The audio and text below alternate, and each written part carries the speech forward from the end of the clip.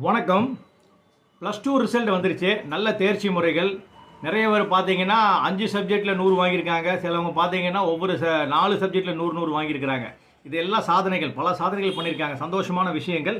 இதெல்லாம் தாண்டி நம்ம கண்ணுக்கு, நம்ம பார்வைக்கு ஒரு விஷயம் படுது. என்னன்னு பார்த்தீங்கன்னா, சின்னதுரை, திருநெல்வேலி மாவட்டம் நாங்குநெரியில் கடந்த ஆண்டு நல்லா படிக்கிறாங்கிற ஒரு காரணத்தினாலேயே சாதி பார்க்கப்பட்டு சக மாணவர்களால் வீட்டுக்குள்ளே பூந்து வெட்டி கொடூரமாக தாக்கப்பட்டு ஆஸ்பத்திரியில் அனுமதிக்கப்பட்டு உயிர் பிழைச்ச சின்னதுரை இந்த டைம் எக்ஸாம் எழுதி முதல் வகுப்பில் தேர்ச்சி பெற்றிருக்கிறார்.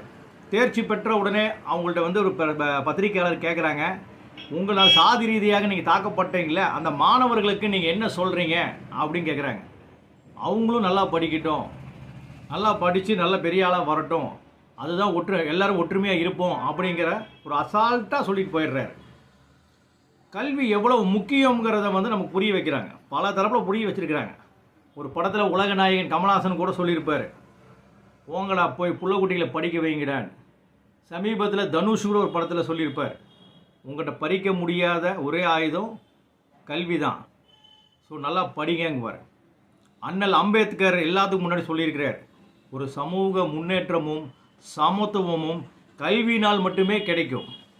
இந்த சின்னதுரை மாதிரி ஆளுங்க நமக்கு சொல்ல வர்ற விஷயம் என்னன்னா, உன்னை வெட்டியே போட்டாலும் உன் கல்வியை விட்டுறாத, உன் சமூகமும் உன்னோட சிந்தனைகளும் முன்னேறது கல்வியால் மட்டுமே அப்படிங்கிறத தெளிவாக சொல்லியிருக்கிறார்.